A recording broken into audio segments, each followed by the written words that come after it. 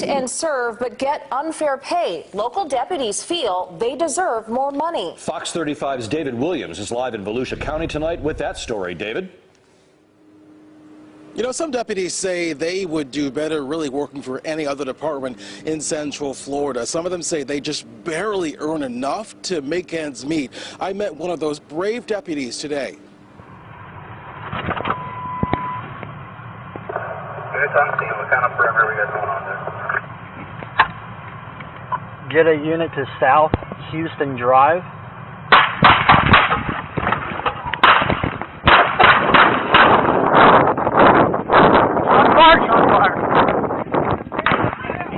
Behind you, brother, behind you.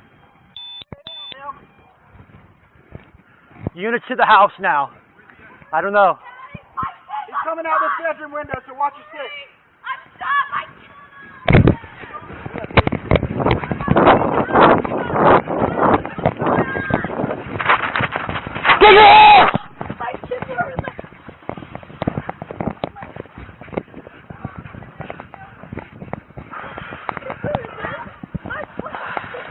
I got you.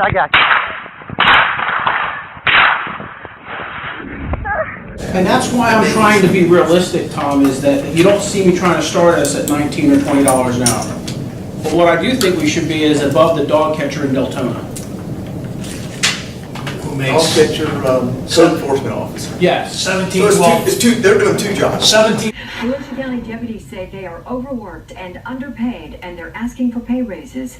Some claim they are making less than animal control officers. News 13's Soul Signs spoke with Sheriff-elect Mike Chitwood about the income issues. Sheriff-elect Mike Chitwood is keeping an eye on those negotiations. Chitwood has been meeting with deputies before he takes office in January. He says pay is at the top of deputies' list of priorities. It's something that I think the county council and myself have to sit down and give direction to the county manager to overcome this, because I am not of the school of thought that a code enforcement officer should be treated like a police officer should. Deputy Seltzer, who cannot go on camera because he's on the clock, says he and other deputies are forced to put in substantial overtime just to make ends meet. Hughes says the county's response to their needs is affecting deputy morale. We just don't see it's a problem. We don't want to discuss it. That's their typical response to us. Sheriff-elect Mike Chitwood used one word to describe a law enforcement officer who feels they're overworked and underpaid. In danger. They are in danger. Chitwood says feeling undervalued has a psychological effect on a deputy. Being overworked causes anyone, deputy or any other worker, to be less effective on the job. This deputy angry enough to speak out, but afraid to show his face. Why? Retaliation. From whom? The county council I serve. He and the local deputies union are fighting for a raise. Their starting pay in Volusia County is the lowest in our area. I would like to see us compensated accordingly for the work that we put forward to the community. Orange County deputies earn $19.68 an hour. Osceola, $18.99. Seminole, $18.35. Brevard, $17.71. Volusia County, $16.48. It's time for the county to open their eyes and say, okay, we need to fix this problem. This deputy says, don't misunderstand. He loves his job. Extremely grateful to be hired. But he and his fiancée say it's just too tough to get by. Barely. Barely. We live with our in-laws. No kids. Yet, can't afford them. So Sheriff-elect Mike Chitwood says deputies deserve a bigger paycheck, but that depends on what his new bosses decide. We're live in Volusia County. David Williams, Fox 35 News. Gentlemen, in talking with us in studio today, Volusia County, they got a new sheriff, new uniform. I hardly recognize you there. Mike Chitwood is sworn in last Tuesday. He's now been on the job for about a week. Of course, you know how hard it is to serve as an officer. And, Sheriff Chitwood, that's going to get difficult. I want to say chief immediately, but Sheriff Chitwood, we want to talk about your duties and what you've got planned for Volusia County, but unfortunately, I would imagine a little later on today, you're going to have to do one of the duties you don't enjoy doing, and that's going down and lending your support to another agency that unfortunately has seen one of their own take fire today. Yeah, this is really a sad morning. you know, it's a shoplifting call, and it just underscores how dangerous law enforcement is today. And it is so important that cities and counties and the state get behind law enforcement, because you kiss your loved one goodbye in the morning or at night, and you walk out the door and you say a prayer that you're going to come home. And in this case, you know, my thoughts and prayers are with the OPD and the officer's family, and you know, I just pray to God that she makes it. Yeah, and I know that that's your first priority, and I know that's on your mind right now, and so we appreciate you honoring your commitment with us today and taking a few moments as you're probably making your way down there. First week on the job, though, how did that go for you so far? It was a whirlwind, I have to tell you. It started New Year's Eve at 12:01 a.m. I was out on patrol in Deltona, and next thing I knew, I woke up, it was Saturday morning, and I had some functions that I had to do as the sheriff, and I was like, where did the week go? So I can only anticipate how this week is going to go. So it's a really exciting time. We have an ambitious agenda that we want to push forward and move the sheriff's office to the next level. Well, talk to me about that. What do you got in mind? I know last time you and I talked, technology was going to play a big part of that. Yeah, we prior to the election, the Volusia County Sheriff's Office mirrored what we were doing in Daytona Beach with a real-time crime center. That was, it showed bared fruit with the Batman robberies that occurred in Ormond Beach, where we were able to help Ormond Beach Police Department we had a tag on a car and a description of a car, and the analysts were able to track down the perpetrators.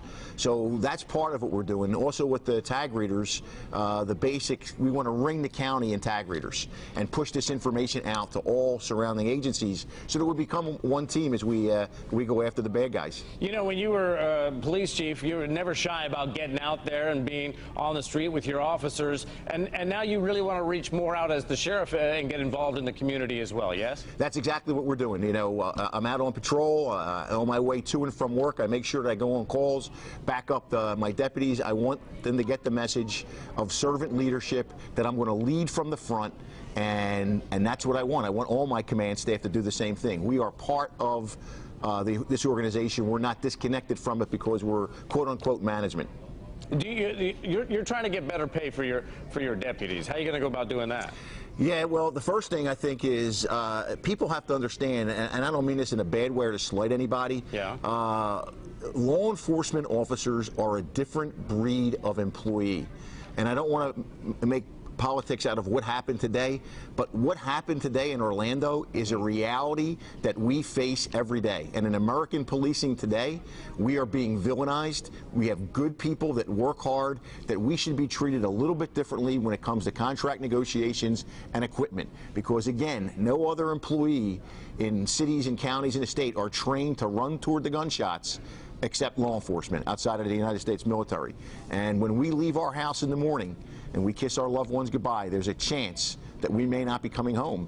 And I think that has to resonate throughout the county in Volusia and in all law enforcement. If there's a way to support our folks and give our folks the tools that they need and make their quality of life a little bit better, we should be trying everything humanly possible to make that happen. Yeah, and if you think about it, it's not a 9-to-5 job, as evidenced today. This officer was off duty, but they don't work 9 to 5, as you see. It's a different breed of person that takes this kind of responsibility to serve and to protect. You know, first of all, we're sworn to uphold the Constitution of the United States and the Constitution of the state of Florida. But more importantly, I think when you ask any of us when we took this job, we took this job to make our communities a little bit better. We simply care about right and wrong.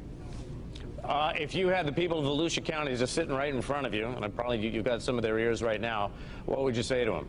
I would say to them, as I've been saying all along, show support for Volusia County deputies, show support for local law enforcement. When you negotiate contracts with us or you go to give us equipment, think that we are different than the other county employees, than the other city employees. Think about what this badge means when we pin it on, and treat the officers with the respect that they've earned and deserve. How dangerous is it to be a police officer? Well, you're about to see. Come here, come here, come here. Come here, sweetheart. Come here, buddy, come here. Come here. Come here. Come here.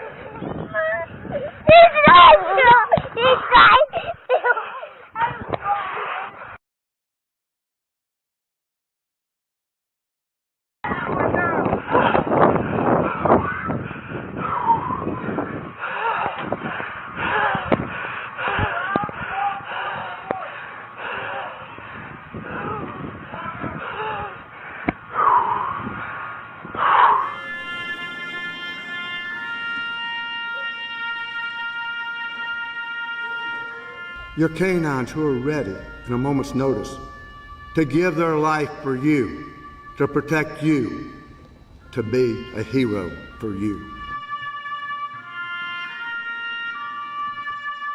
With a trembling voice, Volusia County Sheriff Ben Johnson remembers K-9 unit member Forrest. Forrest gave the ultimate to protect our society.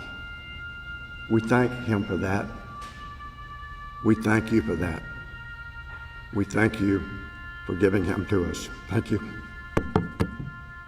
Forrest is one of 33 K-9s killed in the line of duty nationwide in 2016. His handler, Deputy Brandon Ellis, recalls the November day when Forrest successfully tracked an armed suspect through the woods of Deltona. At that point in time, I was so proud and overwhelmed with joy. I was at the highest high. And then, in the blink of an eye, I realized he had been shot. I was living my worst nightmare. Everything went out the window at that time, and all I could think was getting to Forrest and getting him the help he needed. Sergeant Brody Hughes was alongside Deputy Ellis when K-9 Forrest took that fatal bullet. And I can tell you standing here today that had it not been for K-9 Forrest, I have little doubt that Brandon and I may not stand here today. And for that, I am grateful. Volusia County's first end of watch for a K-9 unit member receives a gun salute, a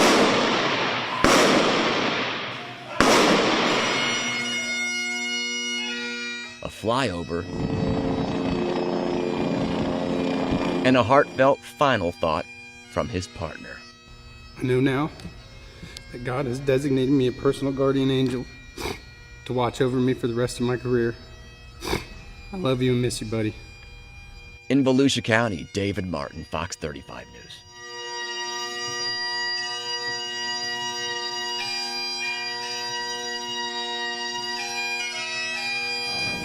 But what I do think we should be is above the dog catcher in Deltona. Dog catcher, code enforcement officer. Yes. 17, So 12. they're doing two jobs. 17, 12 an They do hour. one job. It's a 40-hour class found too. And they work 40 hours a week. And that's 4% over what our sort of right now. So you're offering us. You can always point to somebody that does something better. I mean, I understand. You can always point to That's in the city, we provide law enforcement services to. That requires much more certifications than a dog catcher code enforcement.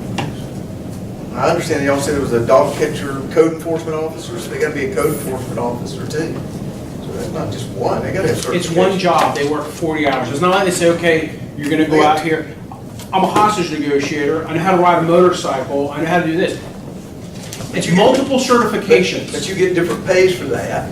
It's multiple certifications. We do. Are you really going to sit here and try and suggest that the animal control / code enforcement officer position has more responsibility than a deputy sheriff? Maybe we can convince them to make it down, take part of the payoff and give them a survey so you don't see it. How many, because you know what, I would argue that we serve as code enforcement officers for the city of Deltona as well, because we're responsible for enforcing their municipal code. So if you want to add that in there, we do that same job. 93% of police officers are more concerned about safety now after high-profile incidents between police and African Americans. Mike Chitwood is sheriff of Volusia County, Florida. Good evening, sir. Good evening, Greta. Are you surprised by the findings that more police officers are afraid? Well, first, I want to say thank that the good Lord protected that deputy because of what we just went through in Orlando on Monday, where two brave folks were killed. One was assassinated by a scumbag.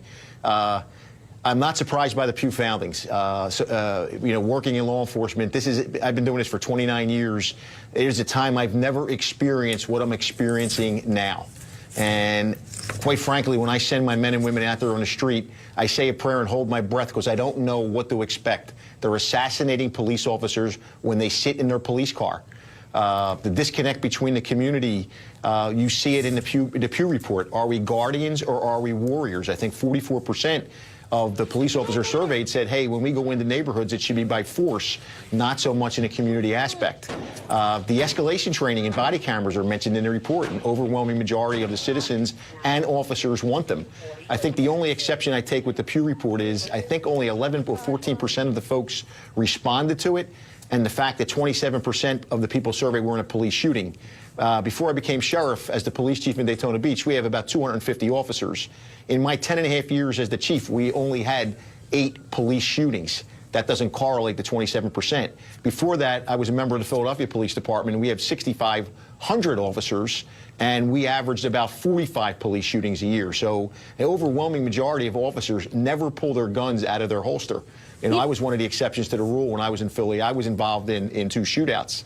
And the time was different. I mean, you know, when I got in my shootouts, you made sure I was only worried, was there a policy violation? I didn't worry about the backlash from the community. Now, officers worry about everything that they're doing out there and wonder. You know who I think is, you know what I think is one of sort of the missed parts of all of these?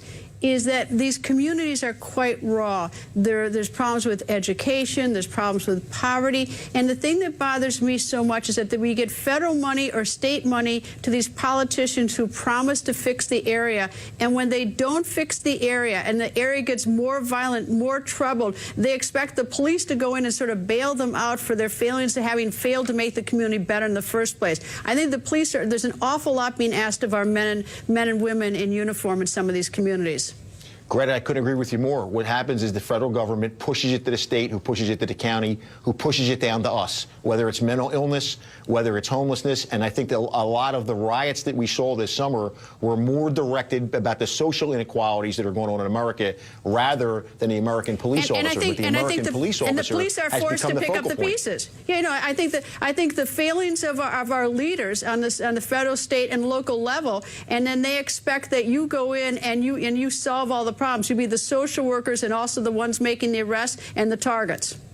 Amen, Greta. We represent the government when we walk into these situations, and the folks take their frustrations out on just what you just said, the local, state, and federal leaders. It falls on the hands of the poor officer.